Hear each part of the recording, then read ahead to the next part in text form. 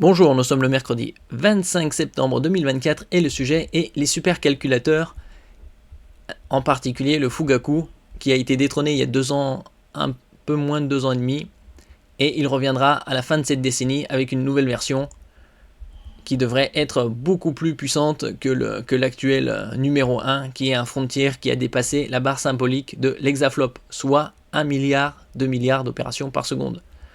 Terra, c'est 1000 milliards. Peta, c'est 1 million de milliards. Hexa, c'est 1 milliard de milliards. Cela fait 2 ans que le Fugaku a cédé son trône au Frontier, le premier supercalculateur exascale de l'histoire. Mais il va revenir en force au début de la prochaine décennie avec une nouvelle itération et les annonces du gouvernement japonais laissent entrevoir une machine absolument monstrueuse. Et donc nous verrons ça, que ce soit mis en place à la fin de la décennie, donc vers 2030. Le Fugaku actuel a une puissance de 500 pétaflops, soit 500 millions de milliards d'opérations par seconde. N'oubliez pas de vous abonner pour plus de news sur le monde de la high-tech, ainsi que les bons plans, également sur mon Twitter, et en description sous toutes mes vidéos. Il a cependant dû céder sa couronne à l'été 2022 avec l'entrée en piste du Frontier. Il s'agit du premier ordinateur à passer la barre de l'hexaflop, soit 1 milliard de milliards d'opérations par seconde. Ici, on a le top 3, c'était un article du 1er juin 2022.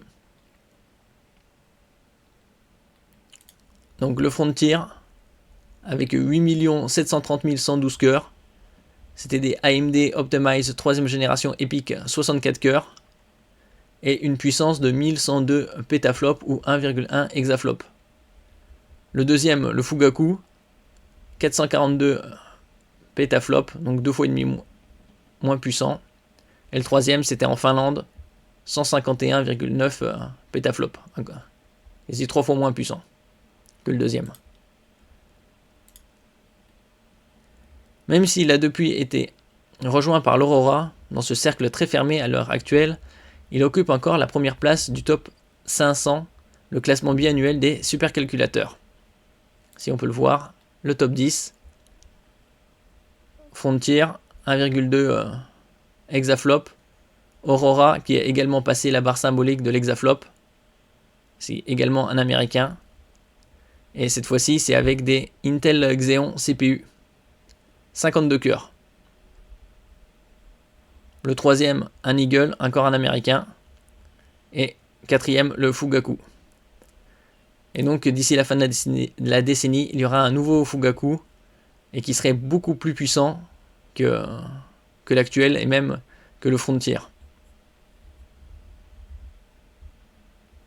Le Fugaku de son côté a été relégué en 4ème position, mais il s'apprête à faire son grand retour sous une nouvelle forme à la manière du protagoniste d'un animé dont les Japonais sont si friands. Alors, Fugaku, quelle puissance! Le premier supercalculateur Zetascale. Donc Zeta, c'est encore au-dessus de Hexa. En effet, l'annonce du gouvernement japonais mentionne un engin baptisé Fugaku Next qui sera apparemment capable de franchir la barre du Zetaflop. Cela correspond à 1000 milliards de milliards d'opérations par seconde. Donc en gros, 1000 fois plus puissant que le Frontier. 3 ordres de grandeur au-delà de l'incroyable Frontier. Rien que ça, il s'agirait d'une grande première mondiale qui le placerait très, très largement en tête du top 500 s'il était déployé aujourd'hui.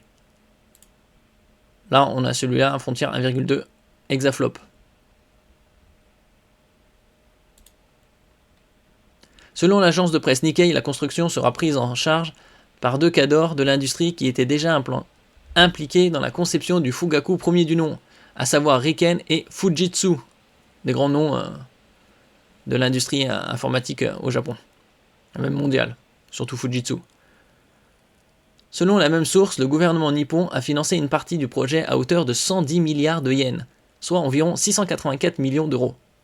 Ça semble peu au vu de la puissance du supercalculateur. Mais pour ce qui est de l'aspect technique, quasiment aucun détail n'a filtré, surtout qu'on est fin 2024 et il serait opérationnel dans 5 ans.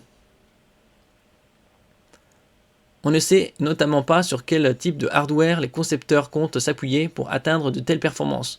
Le nombre total de cœurs ou la taille du dispositif par exemple sont inconnus.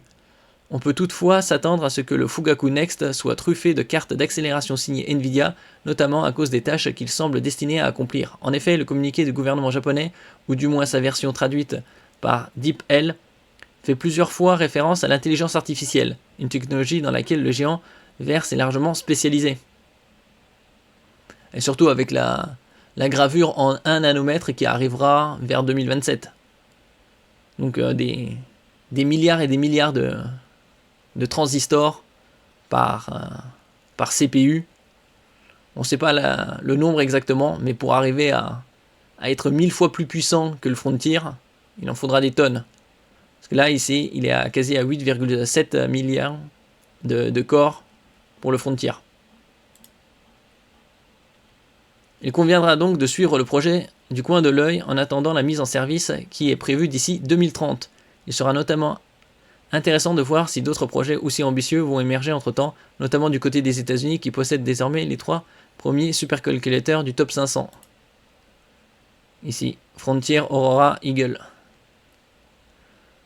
On a encore le temps, d'ici là il y aura quelques autres projets qui verront le jour, et probablement avec une puissance de quelques hexaflops.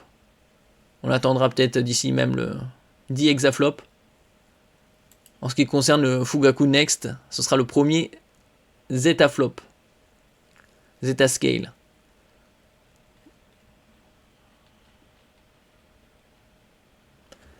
Merci pour votre écoute. N'oubliez pas de mettre un j'aime, un commentaire, de partager et de vous abonner à la chaîne. À la prochaine fois.